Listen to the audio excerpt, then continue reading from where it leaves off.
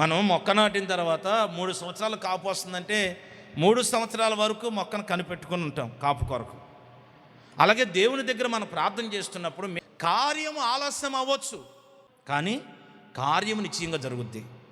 స్థలం కొనడం లేట్ అవ్వచ్చు, ఇల్లు కట్టడం లేట్ అవ్వచ్చు, పెళ్లి చేసేయడం లేట్ అవ్వచ్చు, ఏదైనా కార్యం లేట్ అవ్వచ్చు, లేకపోతే అప్పులు తీర్చడం లేట్ అవ్వచ్చు, కానీ అప్పు ఖచ్చితంగా తీరుస్తాం, ఇల్లు ఖచ్చితంగా కడతావు, కార్యం ఖచ్చితంగా జరుగుతుంది. అయితే ఒక్క విషయం గుర్తుపెట్టుకో, నువ్వు దేవుని చేతిలో ఉన్నావని ఎప్పుడైతే ధ్యానం చేసుకుని బాగా కనిపెట్టుకుని ప్రార్థన చేస్తావో, అబ్రహాము జీవితంలో కార్యం చేసిన దేవుడు ఖచ్చితంగా కనిపెట్టుకుని ఆయన కొరకు ఎదురు చూసిన వారి విషయంలో నిశ్చయముగా కార్యము చేసి తీరతాడు. అంతే, ఆమేన్.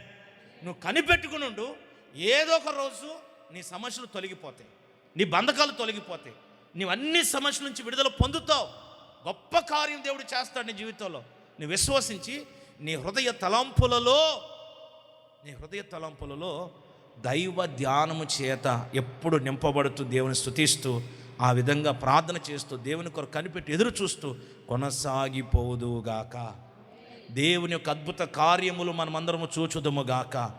ఆలస్యమైన దేవుడు మన పక్షముగా నిలిచి న్యాయము జరిగించునుగాక, మేలు చేయునుగాక.